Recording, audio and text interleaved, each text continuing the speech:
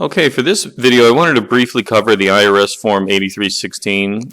This is a statement that is filed along with a Form 843 if you are requesting a refund of FICA taxes that were incorrectly withheld from your wages.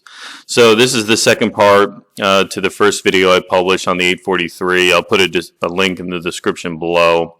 But what we were working with was we had a student that was living and working in the U.S. Well, he was living in the U.S. and going to university, and then he also had a part-time job in connection with those studies, and he was exempt from FICA taxes, but the employer incorrectly withheld them anyway.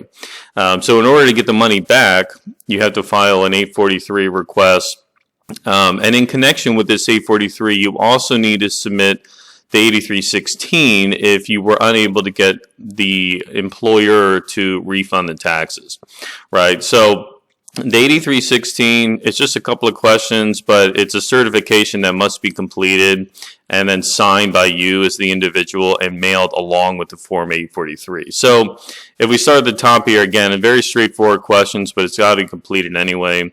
Was the income that the Social Security taxes are withheld from directly related to your course of studies? The question he answered is yes, right? So he was exempt, but they withheld him anyway. Has the employer paid you back for any of the tax withheld? No. We have reached out to the employer. They're not going to refund it. We haven't authorized them to claim it as a credit or refund, and we also just don't flat out know whether they actually already claimed the part of the tax as a credit or refund. So those are all pretty straightforward questions.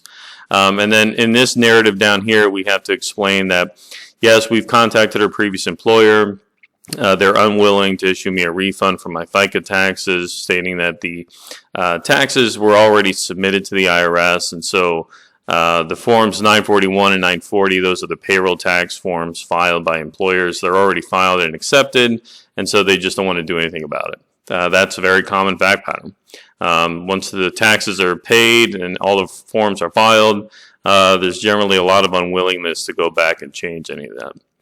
And so you enter the name and the address of your employer that you had during the year, enter your telephone number as a contact detail, and then go ahead and sign and date this, print it out, and you would include this with your Form 843.